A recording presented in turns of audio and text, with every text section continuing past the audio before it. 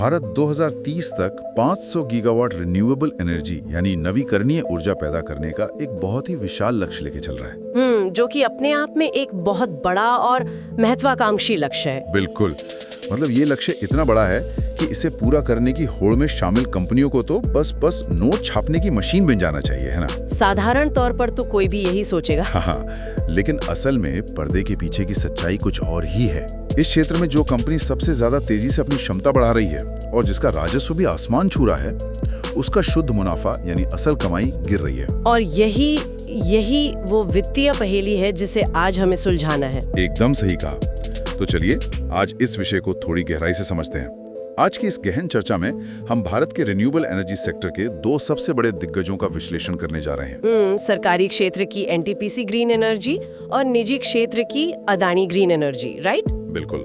और इस चर्चा के लिए हमारे पास जो स्रोत हैं वो बहुत ही ठोस हैं। हम मई 2026 की एलारा कैपिटल की रिसर्च रिपोर्ट, केयर रेटिंग्स का विश्लेषण, कंपनियों के आईपीओ से जुड़े डीआरएचपी दस्तावेज और इक्विटी मास्टर तथा फिनोलॉजी के वित्तीय डेटा का उपयोग कर रहे हैं। और हमारा मिशन बहुत स्पष्ट है आज। हमें इन दोनों कंपनियों की निवेश क्षमता, उनके बिजनेस मॉडल, वित्तीय मैट्रिक्स और उन छिपे हुए जोखिमों की एक वस्तुनिष्ठ तुलना करनी है। हाँ, बिना किसी शोर शराबे या पक्षपात के, सिर्फ आंकड़ों और रणनीतियों के आधार पर। बिल्कुल। तो शुरुआत हम सबसे बुनियादी चीज से करते हैं ना, क्षमता और बिजनेस मॉडल। मतलब आखिर ये कंपनियां आज के समय में कितनी बड़ी हैं और काम कैसे करती हैं। अगर मैं इक्विटी मास्टर की रिपोर्ट देखूं तो अदानी ग्रीन की रणनीति बहुत ही आक्रामक लगती है। बहुत ज्यादा आक्रामक है। उनकी मौजूदा परिचालन क्षमता अभी 10.9 गीगावाट है। और उनका जो लक्ष्य है वो तो और भी चौंकाने वाला है। हाँ? 2029 तक खावड़ा में 30 गीगावाट का दुनिया का सबसे बड़ा single location renewable energy plant तैयार करना। हाँ, सिंगल लोकेशन पे इतना बड़ा प्लांट लगाना कोई छोटी बात नहीं है। बिल्कुल नहीं। अच्छा, वहीं अगर हम एनटीपीसी ग्रीन की बात करें तो पीआईबी की अप्रैल 2026 की रिपोर्ट क्या कहती है? रिपोर्ट के अनुसार उन्होंने मार्च 2026 के अंत तक 10.1 गीगावाट यानी करीब 10,126 मेगावाट का आंकड़ा पार कर लिया है, जो कि अदानी के काफी करीब है। हाँ, लेकिन ये प्रगति इसलिए हैरान करने वाली है क्योंकि 2024 में ये क्षमता केवल 3.3 गीगावाट थी। मतलब उन्होंने बहुत कम समय में एक बड़ी छलांग लगाई है। और उनका लक्ष्य 2032 तक 60 गीगावाट क्षमता हासिल करने का है। बिल्कुल। ये तो हो गई आंकड़ों की बात। हाँ? लेकिन अगर मैं इन दोनों के बिजनेस मॉडल को देखूं ना, हाँ? तो मुझे एक बहुत ही दिलचस्प पैटर्न नजर आता है। वो कैसा?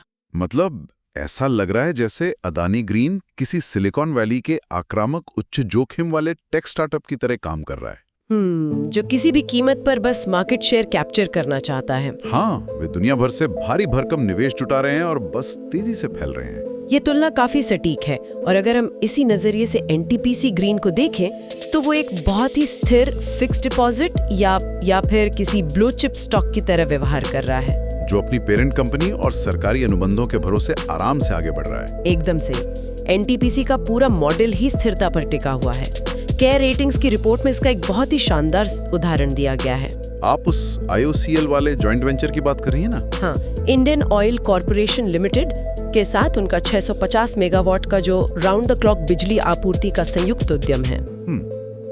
रुकिए, ये राउंड द क्लॉक और उनके जो अनुबंधों की संरचना है, इसे थोड़ा सरल भाषा में समझना जरूरी है। रिपोर्ट में कॉस्ट प्लस मॉडल और 12% सुनिश्चित रिटर्न का जिक्र किया गया है। 12% ROE। हाँ, तो जो लोग दिन रात बैलेंस शीट नहीं पढ़ते हैं, उनके लिए इस कॉस्ट प्लस मॉडल का असल जिंदगी में क्या मतलब है? देखिए, इसे हम एक उदाहरण से समझते हैं। मान लीजिए किसी ठेकेदार को एक घर बनाने का ठेका मिला है। ठीक है। अब अगर कल को बाजार में सीमेंट या ईंटों के दाम दोगुने हो जाएं, तो आमतौर पर नुकसान किसका होगा? ठेकेदार का, है ना? बिल्कुल, क्योंकि उसने तो पहले एक कीमत तय कर ली थी। लेकिन कॉस्ट प्लस मॉडल में ऐसा नहीं होता। इसमें ठेकेदार घर के मालिक से कहता है कि सामान का जो भी खर्च आएगा वो आप उठाएंगे और उस कुल खर्च के ऊपर मैं अपना 12% मुनाफा अलग से लूंगा। ओह, मतलब लागत चाहे जितनी भी बढ़े, ठेकेदार का मुनाफा सुरक्षित है। एकदम सुरक्षित। एनटीपीसी ग्रीन के पास जो 25 साल के बिजली खरीद समझौते या PPA है, वो इसी मॉडल पर काम करते हैं। तो इसका मतलब है कि अगर सोलर पैनल या प्रोजेक्ट की लागत बढ़ती है तो भी कंपनी अपना 12% मुनाफा सुरक्षित रखती है। हाँ, और ये एक सरकारी कंपनी या PSU होने का उनका सबसे बड़ा फायदा है। तो अगर उनका मुनाफा इतना ही सुरक्षित है और उनके पास सरकार का पूरा समर्थन है, तब तो उन्हें नकदी में तैरना चाहिए ना। तर्क तो यही कहता है। लेकिन जब हम वित्तीय मैट्रिक्स की ओर बढ़ते हैं तो एलारा कैपिटल की रिपोर्ट कुछ और ही कहानी बयां करती है। बिल्कुल, और यहीं पर वित्तीय दुनिया का वो धुंधला पानी शुरू होता है जिसे समझना बहुत जरूरी है। हाँ। लेकिन NTPC पर आने से पहले एक बार अदानी ग्रीन के आंकड़ों को देख लेते हैं ताकि तुलना स्पष्ट हो सके। ऐतिहासिक रूप से अदानी के मार्जिन बहुत मजबूत रहे हैं। उनकी आय ने 29.3% की CAGR यानी चक्रवृद्धि वार्षिक वृद्धि दर देखी गई है। उनका EBITDA 35.9% की दर से बढ़ा है, जो कि काफी शानदार है। और उनका रिटर्न ऑन इक्विटी या ROE 18.3% और रिटर्न ऑन कैपिटल एम्प्लॉयड 9.7% है। एक मिनट, यहाँ मेरा एक सवाल है।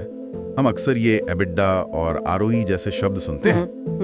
एक रिन्यूएबल एनर्जी कंपनी जैसे बड़े बड़े सोलर पैनल और विंड टर्बाइन लगाने होते हैं, उसके संदर्भ में इस 18.3% ROE का असल में क्या महत्व है? ये एक बहुत ही महत्वपूर्ण सवाल है। देखिए, रिन्यूएबल एनर्जी एक पूंजी गहन या कैपिटल इंटेंसिव उद्योग है। मतलब शुरुआत में ही बहुत पैसा चाहिए। हाँ, बिल्कुल। आपको मशीनरी, जमीन और इंफ्रास्ट्रक्चर में शुरुआत में ही हजारों करोड़ रुपए फंसाने पड़ते हैं।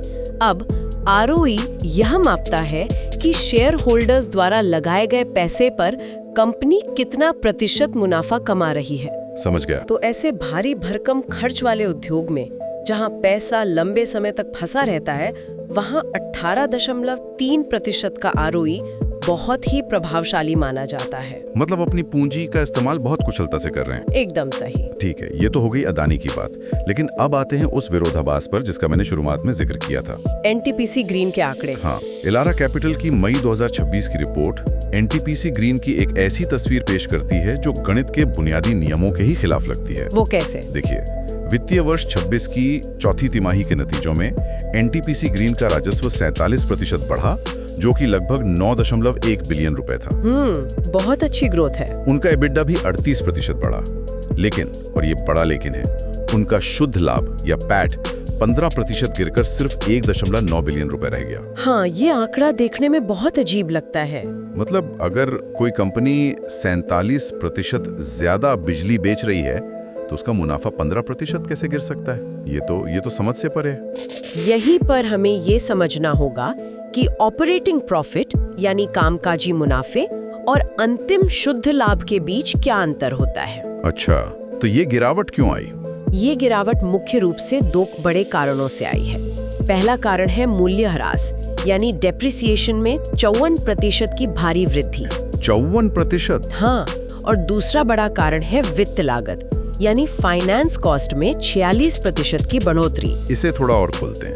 फाइनेंस कॉस्ट बढ़ने का मतलब क्या? इसका मतलब ये है कि विकास की कीमत चुकानी पड़ रही है। ठीक यही बात है।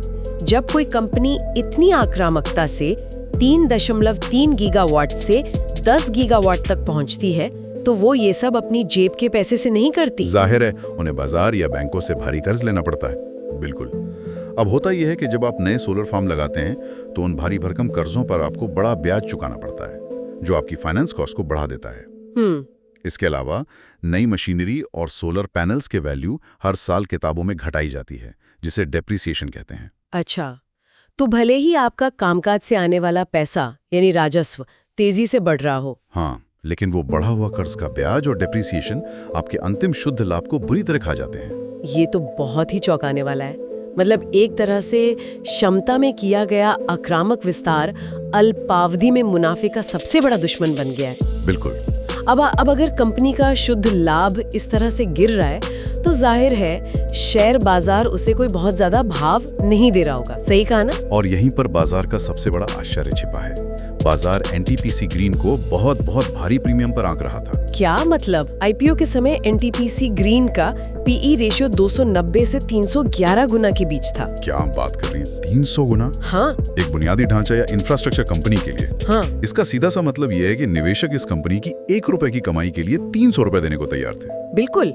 और वित्तीय दुनिया में इसे अत्यधिक, बल्कि मैं कहूंगी बेतहाशा महंगा माना जाता है। ये तो पागलपन है। इसी वजह से एलारा कैपिटल ने मई 2026 में अपनी रिपोर्ट में इस स्टॉक को स्पष्ट रूप से सेल यानी बेचने की रेटिंग दी। उन्होंने इसका टारगेट प्राइस मात्र 96 रुपए रखा, जबकि उस समय बाजार भाव 104 रुपए के आसपास चल रहा था। मतलब विश्लेषकों को लग रहा है कि ये ओवरवैल्यूड है। हाँ, उनकी दलील ये है कि कंपनी 2032 तक जो भी 60 गीगावाट क्षमता हासिल करने वाली है, वो सारी भविष्य की उम्मीदें और ग्रोथ पहले से ही इस महंगे शेयर भाव में शामिल हो चुकी हैं। मतलब आगे बढ़ने की गुंजाइश ही नहीं बची है। बिल्कुल। अब इसमें नए निवेशकों के लिए मुनाफा कमाने की ज्यादा जगह नहीं है। ये तो सच में होश उड़ाने वाला डेटा है, खासकर तब जब हम इसकी तुलना अदानी ग्रीन से करते हैं। उनका पीई कितना है? उनका ऐतिहासिक पीई लगभग 136 गुना रहा है। अच्छा। अब देखिए, 136 भी कोई सस्ता वैल्यूएशन तो नहीं है, लेकिन 300 के सामने ये निश्चित रूप से कम आक्रामक लगता है। एकदम सही। और जब किसी कंपनी का वैल्यूएशन इतना आसमान पर होता है ना, तो वहाँ किसी भी गलती की कोई गुंजाइश नहीं होती। जरा सी भी चूक हुई और शेयर बुरी तरह गिर सकता है। बिल्कुल। और यही हमें हमारी चर्चा के सबसे अहम हिस्से की ओर ले जाता है, रिस्क और रेड फ्लैग्स। अगर वैल्यूएशन इतना ज्यादा है तो निवेशकों को ये मान लेना चाहिए कि कंपनी के बिजनेस मॉडल में कोई खामी नहीं है, सब कुछ परफेक्ट है। लेकिन हम जानते हैं कि ऐसा होता नहीं है। हाँ, डीआरएचपी और फिनोलॉजी की रिपोर्ट्स ने एनटीपीसी ग्रीन के कुछ ऐसे खतरे उजागर किए हैं जिन्हें नजरअंदाज करना भारी पड़ सकता है। इसमें सबसे पहला खतरा क्या है? सबसे पहला खतरा है आपूर्तिकर्ता जोखिम, या जिसे सप्लाई साइड रिस्क कहते हैं। ये एक बहुत ही गंभीर मुद्दा है। इतनी बड़ी कंपनी होने के बावजूद एनटीपीसी ग्रीन के पास सोलर मॉड्यूल और विंड टरबाइन के लिए कोई दीर्घकालिक आपूर्ति अनुबंध या लॉन्ग टर्म सप्लाई कॉन्ट्रैक्ट्स नहीं है। मतलब वे पूरी तरह से थर्ड पार्टी सप्लायर्स पर निर्भर हैं। हाँ। इसका सीधा मतलब ये हुआ कि अगर कल को चीन से आने वाले कच्चे माल की कीमतों में अचानक उछाल आता है, या वैश्विक सप्लाई चेन में कोई रुकावट आ जाती है, जो कि आजकल बहुत आम है। बिल्कुल। तो एनटीपीसी ग्रीन के पास बचाव का कोई रास्ता नहीं है। उनकी परियोजनाएं बीच में लटक सकती हैं या बहुत महंगी हो सकती हैं, जिसका सीधा असर उनके पहले से ही सिकुड़ते मार्जिन पर पड़ेगा। इसके अलावा एक और जोखिम है प्राइसिंग पावर की कमी। ये उन 25 साल के अनुबंधों से जुड़ा है ना? हाँ, हमने पहले 25 साल के लंबे बिजली खरीद समझौतों की बात की थी, जहां कॉस्ट प्लस मॉडल से 12% रिटर्न सुरक्षित रहता है, जो कि एक अच्छी बात लग रही थी। लेकिन ये एक दोधारी तलवार है। एक तरफ ये राजस्व की स्थिरता देता है, लेकिन दूसरी तरफ अगर भविष्य में उद्योग में बिजली की मांग बेतहाशा बढ़ती है और बाजार में बिजली की दरें या टैरिफ बहुत बढ़ जाते हैं, तो एनटीपीसी ग्रीन अपने उन पुराने फिक्स रेट वाले अनुबंधों में फंसा रहेगा। बिल्कुल। वे बढ़ी हुई बाजार दरों का फायदा उठाकर अपना मुनाफा नहीं बढ़ा सकते। तो ये एक बहुत बड़ा व्यापारिक समझौता या ट्रेड ऑफ है। आपने सुरक्षा के बदले भविष्य के बड़े मुनाफे का बलिदान कर दिया है। सही कहा। लेकिन मुझे लगता है कि सबसे बड़ा रेड फ्लैग जो सच में किसी भी कंपनी की कमर तोड़ सकता है, वो है व्यापार प्राप्तियां या ट्रेड रिसीवेबल्स। ओह हाँ, स्रोतों में इस पर काफी जोर दिया गया है। और ये सीधे तौर पर सरकारी सिस्टम से जुड़ा जोखिम है। एनटीपीसी ग्रीन के ग्राहक मुख्य रूप से राज्य सरकारों के डिस्कॉम्स हैं। और भारत में ये जग जाहिर है कि सरकारी डिस्काउंट भुगतान करने में कितनी ज्यादा देरी करते हैं। बिल्कुल। डीआरएचपी के अनुसार 2024 में कंपनी के रिसीवेबल्स उसकी कुल बिक्री का 35.9% तक पहुंच गए थे। 35%? इसे थोड़ा व्यावहारिक नजरिए से देखते हैं। हाँ, बताइए। कल्पना कीजिए कि कोई बहुत बड़ा बिजनेस चला रहा है, उसने करोड़ों रुपए का माल बेच दिया, लेकिन उसका जो सबसे बड़ा ग्राहक है वो लगातार 3-4 महीनों तक पैसे ही नहीं दे रहा है। स्रोतों में तेलंगाना डिस्कॉम का एक बहुत सटीक उदाहरण दिया गया है, जहां लगातार 4 महीनों तक भुगतान में देरी हुई थी। बस यही बात है, अब कंपनी के पास पैसा नहीं आ रहा, लेकिन जिन बैंकों से कर्ज लेकर वो विशाल सोलर प्लांट लगाए गए हैं, बैंक तो हर महीने अपना ब्याज मांगेंगे ही। उन्हें इससे मतलब नहीं कि डिस्कॉम ने पैसा दिया या नहीं। बिल्कुल। तो ऐसे में कंपनी का फ्री कैश फ्लो तो पूरी तरह से खत्म हो जाएगा। बाप रे। औसतन 96 दिनों तक यानी करीब 3 महीने तक एनटीपीसी ग्रीन का पैसा फंसा रहता है। बाप रे, 96 दिन। कागजों पर कंपनी भले ही बहुत राजस्व दिखा रही हो कि हमने इतना बेच दिया, लेकिन अगर वो पैसा बैंक खाते में आ नहीं रहा है तो रोजमर्रा के काम कैसे चलेंगे? जाहिर है उन्हें कामकाजी पूंजी या वर्किंग कैपिटल के लिए और कर्ज लेना पड़ता होगा। और वो अतिरिक्त कर्ज उनके फाइनेंस कॉस्ट को और बढ़ाता है, जिससे अंततः उनका शुद्ध लाभ और गिरता है। ये तो एक पूरे दुष्चक्र या विश्व साइकिल जैसा है। एकदम। अब निष्पक्षता बनाए रखने के लिए अगर हम अदानी ग्रीन के रेड फ्लैग्स की बात करें तो इक्विटी मास्टर की रिपोर्ट एक बिल्कुल अलग तरह के जोखिम की ओर इशारा करती है। वो जोखिम बैलेंस शीट से कम और धारणा या परसेप्शन से ज्यादा जुड़े हैं। हाँ, अदानी के मामले में जोखिम कॉर्पोरेट गवर्नेंस और भू राजनीतिक या जियोपॉलिटिकल विवादों से जुड़े हैं। रिपोर्ट में किन चीजों का जिक्र है? रिपोर्ट में हिंडनबर्ग के आरोपों, अमेरिकी अधिकारियों द्वारा रिश्वत के दावों और उसके बाद उनके बड़े निवेशक टोटल एनर्जीज द्वारा नए निवेश पर रोक लगाने जैसी घटनाओं का जिक्र किया गया है।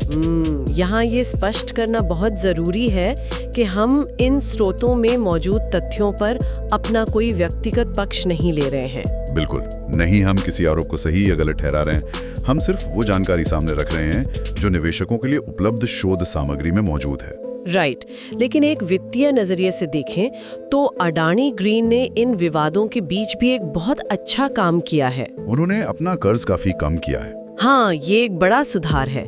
नेट डेट टू इक्विटी अनुपात जो पहले 37.1 गुना हुआ करता था, 37 गुना, वो तो बहुत ज्यादा था। हाँ, उसे घटाकर अब उन्होंने 6.9 गुना कर लिया है। ये सच में एक बहुत बड़ा और सकारात्मक सुधार है। तो अगर हम इस पूरे परिदृश्य को देखें तो ये वास्तव में दो बहुत ही अलग प्रकार के जोखिमों के बीच का चुनाव है। कैसे? अदानी ग्रीन के मामले में जोखिम गवर्नेंस और बाजार की अस्थिर धारणा से जुड़ा है, जो रातों रात शेयर की कीमत को बुरी तरह प्रभावित कर सकता है। वहीं दूसरी तरफ एनटीपीसी ग्रीन के मामले में जोखिम ब्यूरोक्रेटिक या व्यवस्थागत है, जैसे सरकारी डिस्कॉम से समय पर पैसा ना मिलना। हाँ, नकदी प्रवाह का बाधित होना और क्षमता विस्तार के बावजूद मुनाफे का लगातार गिरना। ये एक बहुत ही जटिल स्थिति है निवेशकों के लिए। लेकिन इन सब जोखिमों और चुनौतियों के बीच एक बात तो तय है, दोनों कंपनियों को 500 गीगावाट के उस राष्ट्रीय लक्ष्य तक पहुंचना ही है। बिल्कुल। लेकिन मेरा एक सवाल है, जो कंपनियां आज सिर्फ सोलर पैनल या विंड टर्बाइन लगा रही हैं, क्या वे भविष्य में प्रासंगिक बनी रह पाएंगी? ये एक बहुत ही वाजिब सवाल है। खासकर एनटीपीसी जैसी कंपनी जिसका पूरा इतिहास ही कोयला जलाकर बिजली बनाने का रहा है, उनका ये कोल लेगेसी उनके लिए एक बोझ नहीं बन जाएगा? यही वो बिंदु आता है जहां हमें भविष्य की ओर देखना होगा।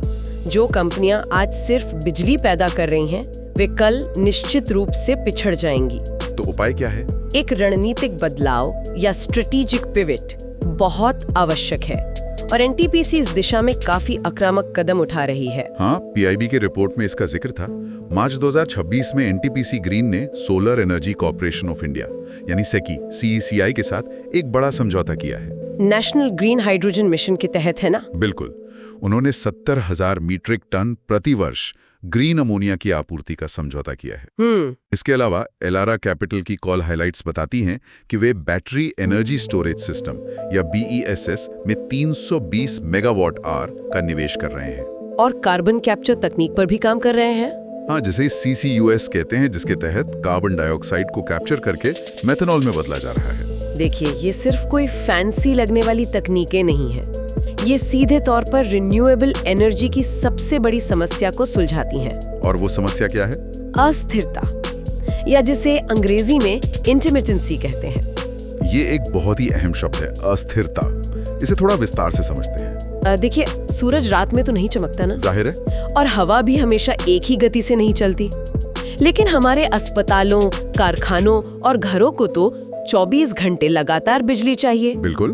तो पावर ग्रिड इस उतार चढ़ाव को कैसे संभालता है? क्या ग्रीन अमोनिया और बैटरी स्टोरेज इसका जवाब है? तो मतलब यही असली खेल है। एकदम। बैटरी एनर्जी स्टोरेज सिस्टम दिन के उस अतिरिक्त बिजली को विशाल बैटरियों में स्टोर कर लेता है जब सूरज बहुत तेज चमक रहा होता है और बाजार में मांग कम होती है। और फिर रात में जब मांग बढ़ती है और सूरज नहीं होता, तो वो स्टोर की गई बिजली ग्रिड में वापस भेज दी जाती है। ये तो समझ में आता है, लेकिन ये ग्रीन अमोनिया की क्या भूमिका है? ये तो कोई रसायन या केमिकल लगता है, इसका बिजली से क्या लेना देना? ये बहुत ही दिलचस्प प्रक्रिया है। जब सोलर या विंड से बहुत ज़्यादा अतिरिक्त बिजली बनती है तो उसका उपयोग पानी को इलेक्ट्रोलाइसिस के जरिए तोड़कर ग्रीन हाइड्रोजन बनाने में किया जाता है। अच्छा, पानी से हाइड्रोजन? हाँ, फिर उस हाइड्रोजन को हवा में मौजूद नाइट्रोजन के साथ मिलाकर ग्रीन अमोनिया बनाया जाता है। ओह, असल में ये अतिरिक्त सौर ऊर्जा को एक रासायनिक रूप या केमिकल फॉर्म में स्टोर करने का एक बहुत ही शानदार तरीका है। तो हम बिजली को केमिकल बना रहे हैं? बिल्कुल। और सबसे बड़ी बात यह है कि ग्रीन अमोनिया को बड़े बड़े जहाजों में भरकर दुनिया के किसी भी कोने में निर्यात किया जा सकता है, जो कि सीधे बिजली या तारों के साथ तो संभव ही नहीं है। एकदम सही। ये वाकई एक बहुत व्यापक तस्वीर है। और वो कार्बन कैप्चर वाली तकनीक कैसे काम करती है? चूंकि एनटीपीसी के पास पहले से ही बहुत सारे पुराने कोयला आधारित पावर प्लांट है, तो वे उन प्लांट्स की चिमनियों से निकलने वाले कार्बन डाइऑक्साइड को हवा में जाने से पहले ही पकड़ लेते हैं और फिर उसे रसायनों के जरिए मेथेनॉल में बदल देते हैं। इस मेथेनॉल का उपयोग भविष्य के स्वच्छ ईंधन के रूप में किया जा सकता है। मतलब वे अपने कोयले के प्रदूषण को ही एक नए उत्पाद में बदल रहे हैं। हाँ, ये एनटीपीसी की अपने उस कोयले के इतिहास या कोल लिगेसी से बचाव करने की एक बहुत ही सोची समझी रणनीति है। तो कुल मिलाकर बात यह है कि यह सिर्फ बिजली के तार बिछाने या खंभे गाड़ने का खेल नहीं रह गया है, ये एक संपूर्ण ऊर्जा इकोसिस्टम बनाने की होड़ है। बिल्कुल। आज की इस पूरी गहन चर्चा का अगर एक निष्पक्ष सार निकाला जाए तो तस्वीर कुछ ऐसी बनती है। अदानी ग्रीन और एनटीपीसी ग्रीन दोनों ही भारत के ऊर्जा परिदृश्य को बड़े पैमाने पर बदल रहे हैं। अदानी के पास आक्रामक वैश्विक पैमाने की महत्वाकांक्षाएं हैं और उनके ऑपरेटिंग मार्जिन बहुत मजबूत हैं। लेकिन साथ ही कॉर्पोरेट गवर्नेंस और कर्ज के पुराने विवादों का साया भी उनके ऊपर है। वहीं दूसरी ओर एनटीपीसी ग्रीन के पास सरकार का ठोस समर्थन है, 25 साल के सुरक्षित अनुबंध हैं और ग्रीन अमोनिया तथा बैटरी स्टोरेज जैसी भविष्य की तकनीकों में उनका भारी निवेश है। लेकिन उनका वैल्यूएशन बहुत ज्यादा महंगा है। फाइनेंस कॉस्ट के कारण उनका शुद्ध लाभ घट रहा है और सबसे बड़ी बात, सरकारी डिस्कॉम्स की लेट लतीफी उनके नकदी प्रवाह के लिए एक बहुत बड़ा स्थायी खतरा बनी हुई है। सही कहा।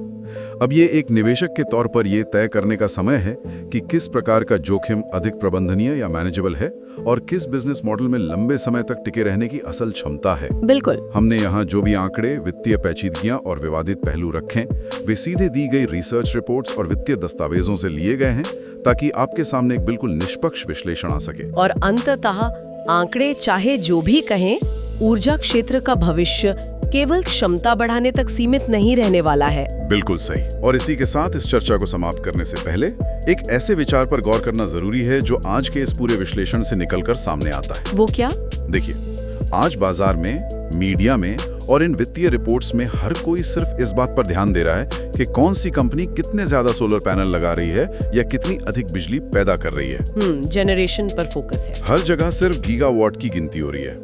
लेकिन जैसे जैसे भारत अपने 500 गीगावाट के उस विशाल लक्ष्य के करीब पहुंचेगा, क्या खेल के नियम नहीं बदल जाएंगे? मतलब? अक्सर ये सवाल उठता है कि क्या असली चुनौती बिजली पैदा करने से हटकर उस बिजली को बिना बर्बाद किए ग्रिड तक पहुंचाने यानी ट्रांसमिशन और उसे स्टोर करने की क्षमता में नहीं बदल जाएगी? ये एक बहुत ही गहरा विचार है।